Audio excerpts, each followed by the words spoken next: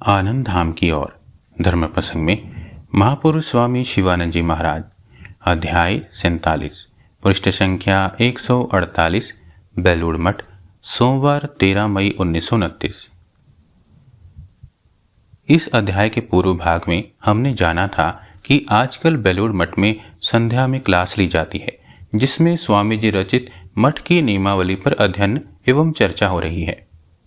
इस बारे में महापुरुष महाराज एक सन्यासी से पूछते हैं, क्यों तुम उस क्लास में बैठते हो ना? सन्यासी, जी नहीं, संध्या समय कामकाज करने के बाद बड़ी थकावट मालूम होती है, इसलिए वहां बैठ नहीं पाता।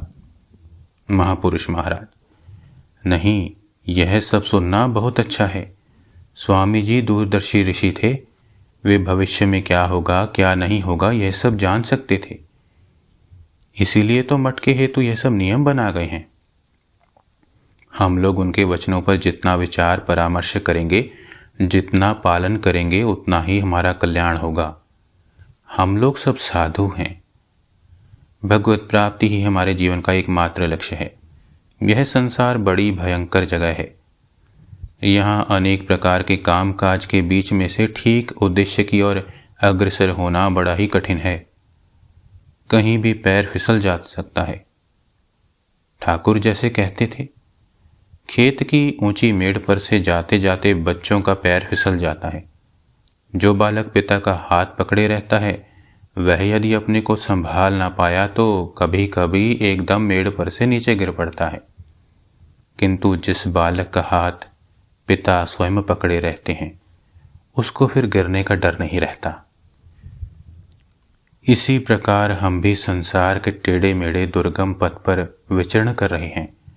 गिर जाने की बहुत संभावना रहती है, किंतु ठाकुर यदि हमारा हाथ पकड़े रहें तो फिर गिरने का भय नहीं रहता। ठाकुर हम लोगों के हाथ पकड़े ही हुए हैं, नहीं तो कौन जाने कहाँ और कब पैर फिसल जाता और हम लोग गिर पड़ते। इसीलिए मन वचन कर्म से प्रार्थना करनी चाहिए, ठाकुर तुम हमारा हाथ पकड़े रहो, हम तो दुर्बल हैं।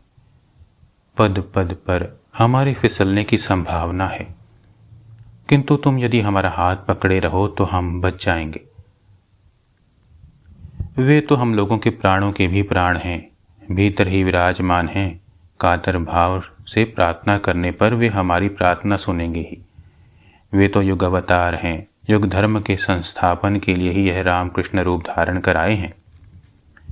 वे हम सब पर भी कृपा करेंगे और कर भी रहे हैं, नहीं तो यहाँ लाते ही क्यों। जृंभित युग ईश्वर जगदीश्वर योग सहाय, ये स्वामी जी के वचन हैं बच्चा। वे युग ईश्वर हैं। इस युग में जो भी उनके शरणागत होगा उसका कल्याण होगा ही। शरणागति और प्रार्थना। हाथ जोड़कर, ठाकुर हम में त्याग वैराग्य बढ़ा दो, हमें पवित्र करो, पारस्परिक स्नेह प्रीति बढ़ा दो, तुम हाथ पकड़े रहो। पर निंदा पर चर्चा यह सब बहुत खराब है। इससे मन की गति नीची हो जाती है। जितनी देर हो सके भगवान का जब ध्यान पूजा पाठ आदि करना और शेष समय चुपचाप रहकर स्मरण मनन करना बहुत अच्छा है।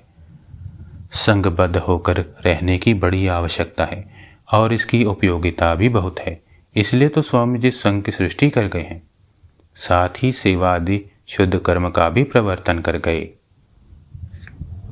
ओम श्री राम कृष्ण अर्पणमस्तु।